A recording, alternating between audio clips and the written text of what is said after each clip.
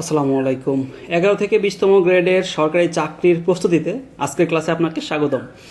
তো আমরা আজকে যে পাঠটা সমাধান করব সেটা হচ্ছে সমাজসেবা অধিদপ্তরের যে সমাজকর্মী ইউনিয়ন তার সাধারণ জ্ঞান অংশটুকু আজকে আমরা সলিউশন করব। তো আপনারা জানেন যে বাংলা অংশ আমরা অলরেডি সলিউশন করে ফেলেছি, তো এটার ভিডিও এখানে চলে এসেছে এবং প্রতিটা প্রশ্নের ব্যাখ্যা এখানে দেয়া আছে। আমরা এইভাবে করেই কিন্তু আসলে করবো। এটা একটা পিডিএফ। এই পিডিএফ ফাইল যদি আপনার কাছে থাকে, যেমন এটা বাংলা, এই অংশটা বাংলা অংশটার ভিডিও, এখানে আপনি যদি এখানে জাস্ট ক্লিক করেন, ক্লিক করলে আপনার এই বাংলা অংশটুকুর যে ভিডিও, সেই ভিডিওটা বা ভিডিও ক্লাসটা এখানে চলে আসবে। আপনি এখান থেকে এটা সমাধান করে নিতে পারবেন। তো তার জন্য আসলে পিডিএফটা আপনার কাছে থাকতে হবে। এটা আপনি ফোন দিয়েও যে কোনো সময় যে কোনো জায়গায় বসে, বাসে বা হেঁটে চলাতে যে কোনো জায়গা থেকে আপনি এটা ইউজ করতে পারবেন।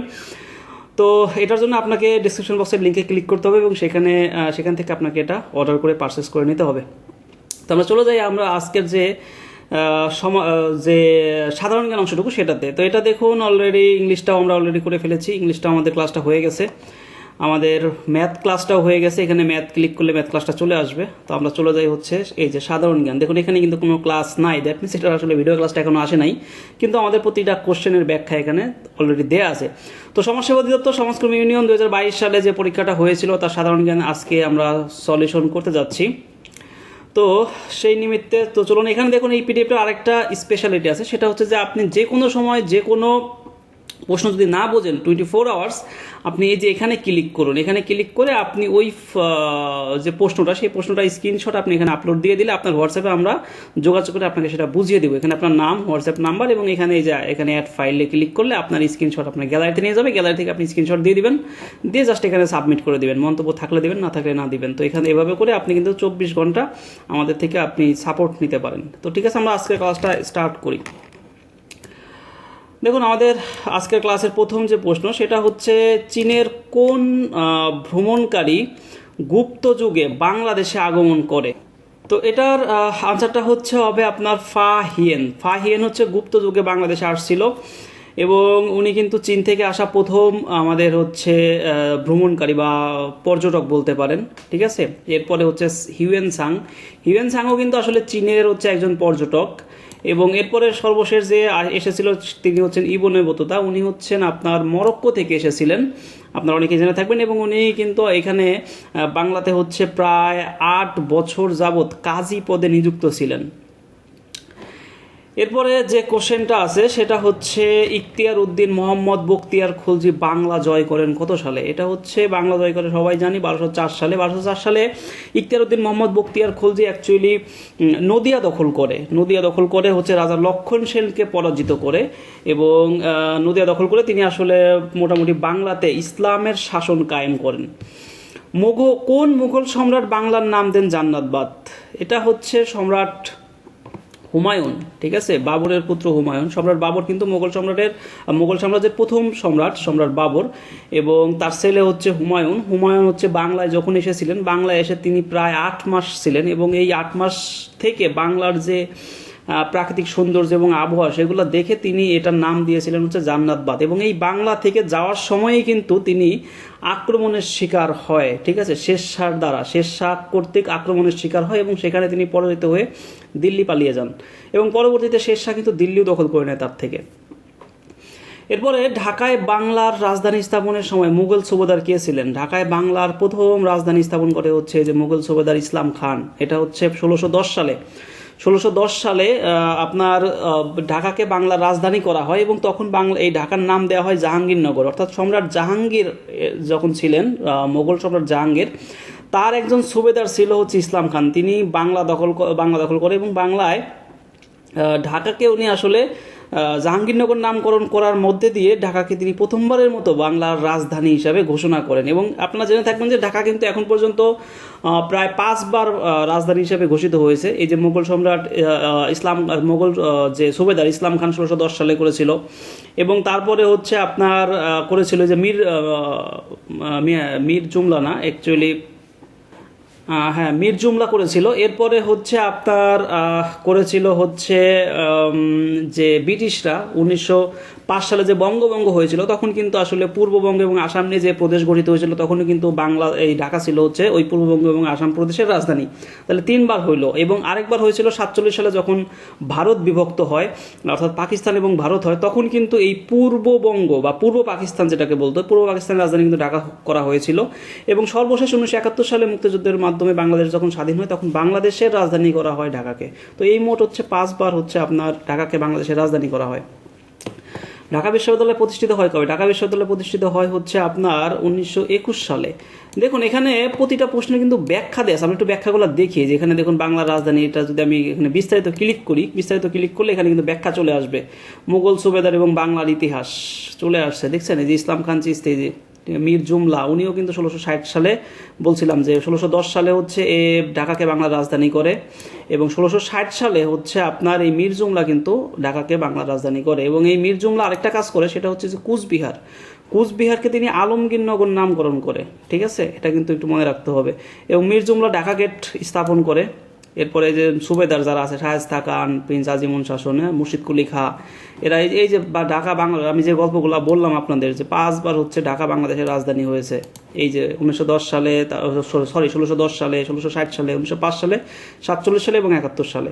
এবং কিছু প্রশ্ন এখানে দেওয়া আছে, আপনারা চাইলে এরকম করে ব্যাখ্যা পড়ে, যদি ব্যাখ্যা সহ প্রতিটা প্রশ্নের উত্তর পড়েন এখান থেকে, তাহলে যে 11 থেকে 20তম গ্রেড অথবা সামনে যে আপনাদের ইউনিয়ন সমাজকর্মী যে পরীক্ষাটা হবে, সেইখানে আপনি আসলে টিকতে বাধ্য এবং আপনি টিকে যাবেন। বিকজ প্রতিটা প্রশ্নের ব্যাখ্যা সহ যদি আপনি পড়ে ফেলতে পারেন, তাহলে এর থেকে এই টপিকের বাইরে আর কিছুই আসবে না আশা করি।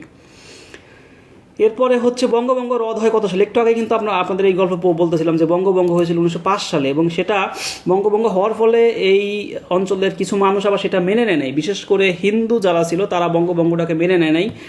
কারণ হচ্ছে যে তারা চেয়েছিল যে বঙ্গভঙ্গ না হোক। হ্যাঁ, বঙ্গভঙ্গ হওয়ার ফলে আসলে মুসলিম যারা ছিল, মুসলিম জাতিগোষ্ঠী, তারা অনেক বেশি লাভবান হতো। তো সেই জায়গা থেকে হিন্দু জাতিগোষ্ঠী যারা ছিল তারা এটা চায় নাই। তো পরবর্তীতে চাপের মুখে ব্রিটিশ সরকার কি করে, 1911 সালে বঙ্গভঙ্গ রদ করে দেয়। এটা হচ্ছে 1911 সালে।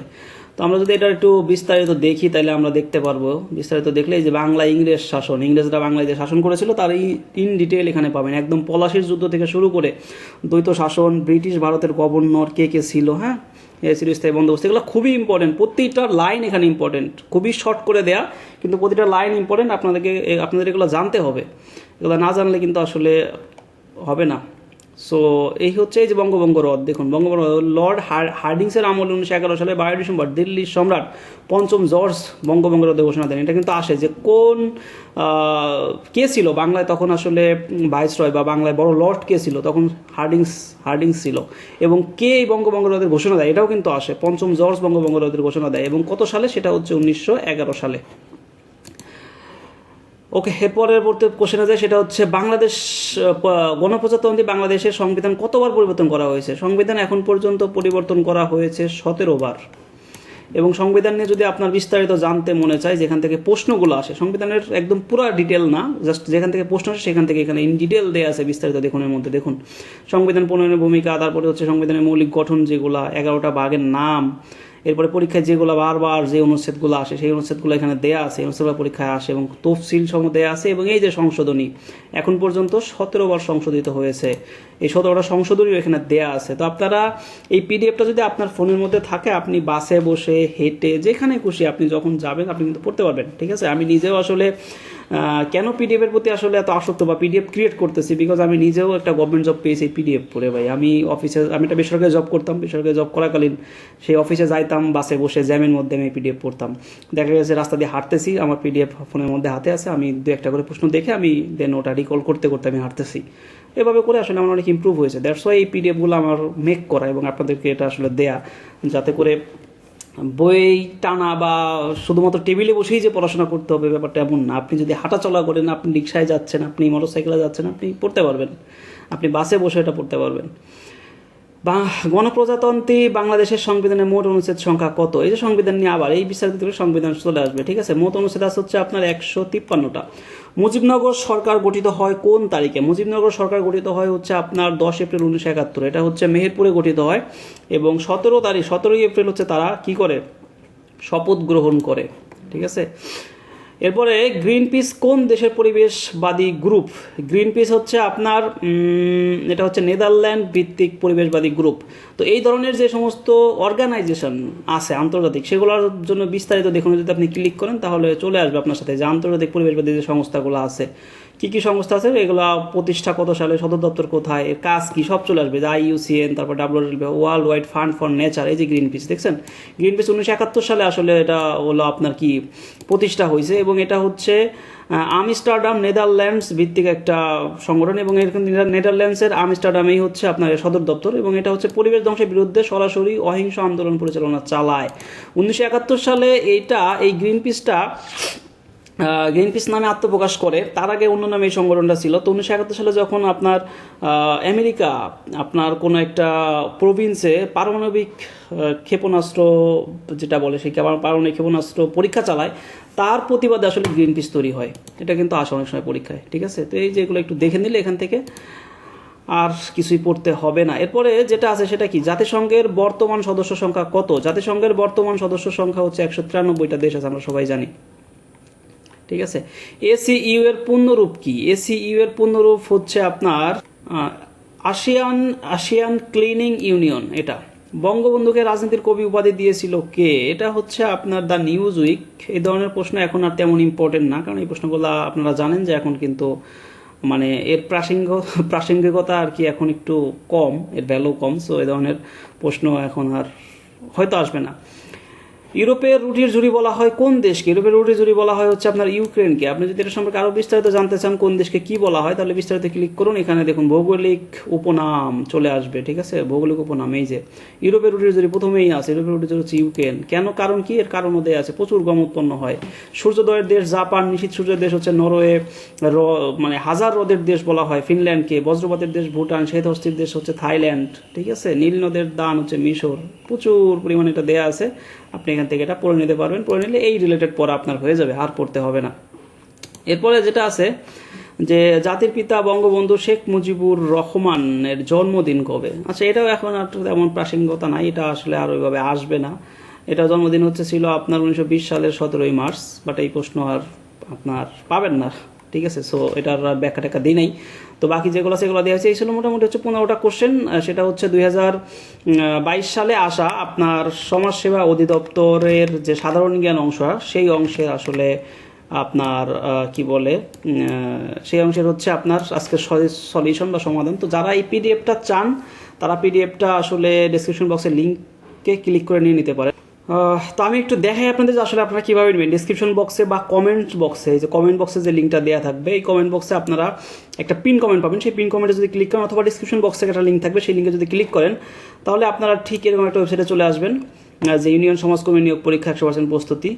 এখান থেকে হচ্ছে আপনার হোয়াটসঅ্যাপ নাম্বার দেওয়া আছে, এবং এখানে ইন ডিটেল দেওয়া আছে যে আসলে কীভাবে এর মধ্যে কী কী আছে। এর বিগত সকল প্রশ্ন 1 থেকে 20তম গ্রেডের প্রশ্নের সমাধান পাবেন।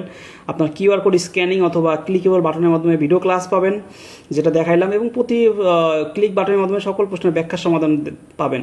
তো এটা প্রোডাক্ট নাম্বার হচ্ছে PD002, এটা অর্ডার ফর্ম আপনাকে লিখতে হবে, এবং এটার মূল্য হচ্ছে 299 টাকা। এবং আপনি যদি এটা নেন, পরবর্তীতে যে আপডেটগুলো আসবে, সেই আপডেটগুলোর কিছু আপনি পাবেন, ঠিক আছে। রিসেন্ট কিছু আপডেট আপনি পাবেন। তো এটা অর্ডার করার জন্য কী করতে হবে দেখুন, এখানে সমস্ত নিয়ম দেওয়া আছে।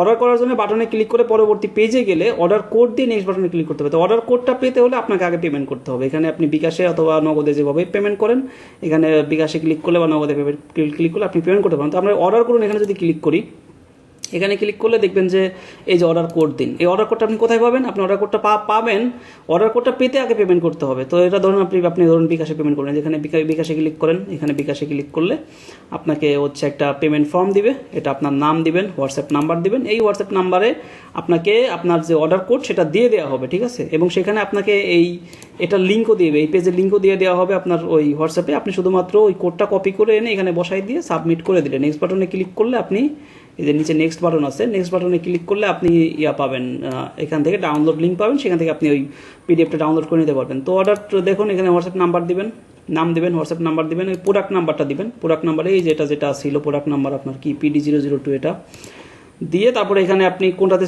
বিকাশ নাকি নগদ যেটাই হলো আপনি সিলেক্ট করে দিবেন। দিয়ে এখানে ট্রানজ্যাকশন আইডি দিবেন। আপনি সেন্ড মানি করার পরে এই যে নাম্বারটাতে সেন্ড মানি করবেন, ঠিক আছে, 61 লাস্টে 01845413961 এই নাম্বারে আপনি সেন্ড মানি করবেন 299 টাকা। সেন্ড মানি করার পরে আপনি এখানে জাস্ট ট্রানজ্যাকশন আইডিটা দিয়ে সাবমিট করে দিবেন। দেওয়ার পরেই আপনার হোয়াটসঅ্যাপ নাম্বারে হচ্ছে এই প্রোডাক্ট কোডটা চলে যাবে। তো প্রোডাক্ট কোডটা এবং হচ্ছে এই যে এই পেজের লিঙ্কটা চলে যাবে, এই পেজের লিঙ্কটা চলে যাবে, এই পেজের লিঙ্কটা চলে যাবে। চলে গেলে এখান থেকে আপনি জাস্ট পরবর্তীতে অর্ডার করুনে ক্লিক করে আপনি যখন হোয়াটসঅ্যাপের মধ্যে অর্ডার কোডটা পাবেন সেই অর্ডার কোডটা এখানে বসাই দিয়ে আপনি নেক্সট বাটনে ক্লিক করে দিলে আপনাকে ডাউনলোড লিঙ্ক আপনি পেয়ে যাবেন, সেখান থেকে আপনি ডাউনলোড করে নিতে পারবেন খুব ইজিলি। এবং যে কোনো প্রশ্ন সমাধান না বুঝলে আমি কিন্তু অলরেডি দেখিয়েছি যে আপনারা এই যে এখানে ক্লিক করুন, এখানে এর মাধ্যমে কিন্তু আপনারা 24 ঘন্টা আসলে সাপোর্ট, লাইভ সাপোর্ট পেতে পারেন। তো ঠিক আছে, যারা আসলে এই ইউনিয়ন সমাজকর্মী পদের প্রিপারেশন নিচ্ছেন তারা ভালোভাবে প্রিপারেশন নিন। এটার পরীক্ষা হয়তো খুব দ্রুতই হয়ে যাবে এবং এটার কিন্তু মোটামুটি ভ্যালুজ ভালোই, কারণ হচ্ছে 16তম গ্রেডের একটা জব এবং এটা আপনার বাড়িতে থেকে আপনি করতে পারবেন, আপনার ইউনিয়নে থেকে আপনি করতে পারবেন এবং মোটামুটি এখন যে নতুন পে স্কেল হবে সেই নতুন পে স্কেল অনুসারে স্যালারিও কিন্তু মোটামুটি ভালো একটা মানে লাক্সারিয়াস স্যালারি বলতে পারেন। তো যাই হোক, এই ছিল মোটামুটি আজকের ভিডিও। তো নেক্সট ভিডিও পর্যন্ত ভালো থাকুন, সুস্থ থাকুন, আল্লাহ হাফেজ।